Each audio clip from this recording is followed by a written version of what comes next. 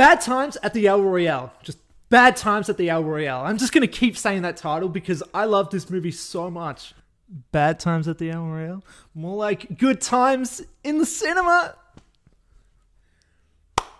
Alright, so now that that's over, I'm just going to straight up say that this is my favourite movie of the year. Like, not to spoil my own review or anything, but it's just something that has to be said. I love it. I love it so much. But look, in saying that, it's not going to be everybody's favourite. Some people are going to find it too slow and they're going to find it boring. Some people are going to find it too violent at times. Some people are going to find it too far-fetched and unbelievable. And some people are just going to say it's a rip-off of Tarantino. People are going to find a whole slew of reasons to not like this movie. But I personally strongly disagree. I love Bad Times at the El Royale. And look, to be fair, it does feel like a Tarantino movie, but only because of how goddamn top-notch it is. From its poetry-like dialogue with wordplay and all, to its sheer intensity that it shows throughout the entire thing, Bad Times plays like a masterpiece in my eyes. Alright, so let's get back into this Tarantino thing. So, Bad Times tells the story of a bunch of strangers who, for one reason or another, all end up spending the night in this dodgy-as, kind of shitty motel that also happens to be picturesque and is known for being split between the states of California and Nevada. And then it's about their dangerous entanglement between these characters and, you know, what they kind of get mixed up in. And so in that, yes, this movie does feel like Pulp Fiction in that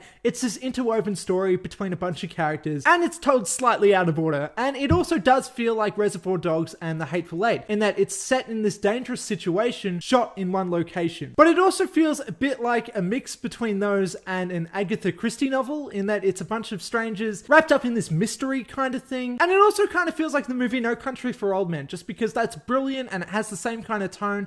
Jeff Bridges is there, so look, it's No Country for Old Men like as well. Yeah, except that Jeff Bridges isn't in No Country for Old Men. You fucking idiot. Duh. Look at that idiot.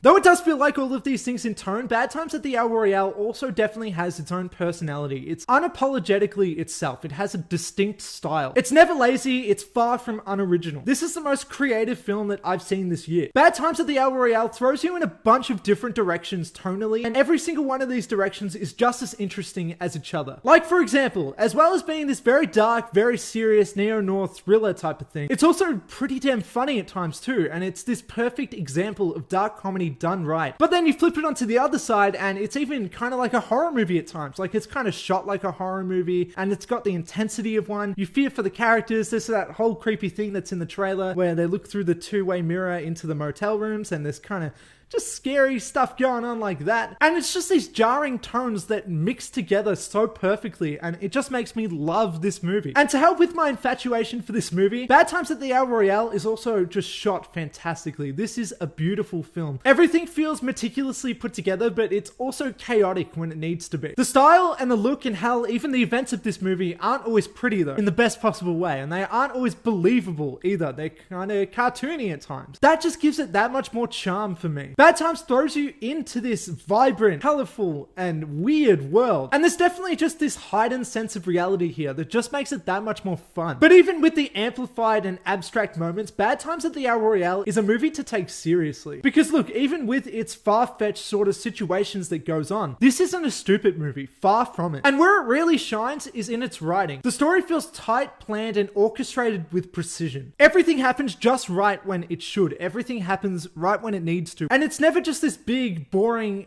expository thing going on. It's always fun stuff. It's always a character moment or vital information. And as slow as it is, as long as it is, I really feel like this movie couldn't have been cut any shorter. I feel like that would have just taken away. This is a creative and ingeniously paced film. Not everybody's going to agree with me there because it's definitely a very slow burn. But I think that even if you do disagree with me, you have to at least appreciate the irreverent patience that it shows there. Right and wrong is a big thematic element for this movie. And self-reflection and self-worth is definitely a question asked among every one of the characters. This is a clever film that's not only stylistically shot, but also has meaning behind its characters. Ultimatums are introduced, conflicts in faiths are discussed, and enemies are created. This film takes you on a well-versed ride among action and comedy, and definitely a lot of slow drama as well, and a whole bunch of just fun things like that. And it's a perfect combination of all of these things. At its heart though, with a film like this, if the characters suck, you're not not going to care. But I'm happy to say that every single one of the characters are fantastic. Nobody falls flat, and every single one of them could honestly carry an entire film just themselves. Like, this is a movie that's crammed full of good ideas, good characters, but it somehow still never compromises or folds in over itself. And I just found myself wanting to learn more about the story, the characters, and the setting. I just have to talk about Chris Hemsworth, because this is quite possibly his best performance, rivaled only with Rush for me. Because in this, he's charismatic, but he's also despicable and fucked up, but he's likable, and it's a very interesting character, and we haven't seen anything like this from him before. I really hope that he gets into more roles like this. He definitely shows that he's more than just a pretty boy here, even with his stupid perfect six-pack and all that shit. Speaking of talent, would this Drew Goddard guy please direct more shit? Because after this and Cabin in the Woods, he is quite obviously one of the most creative directors out there. I'm just itching to see more from him. Bad Times at the El Royale is a hell of a good time. It's clever, it's patient, it's funny, and it's fun, and it's just all this shit. It's cartoonishly violent at times, kind of creepy at times, and hell, it's even earnestly heartfelt at times too. It's just ingenious, and I beg you to go see it. Seriously. I love this movie so much. Go see it. Do it!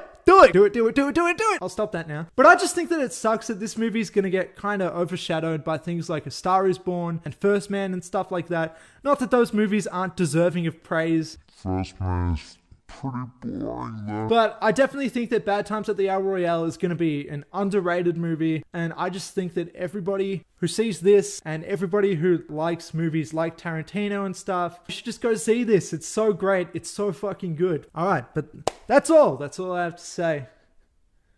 It's good. It's a good one. It's great. Or folds over.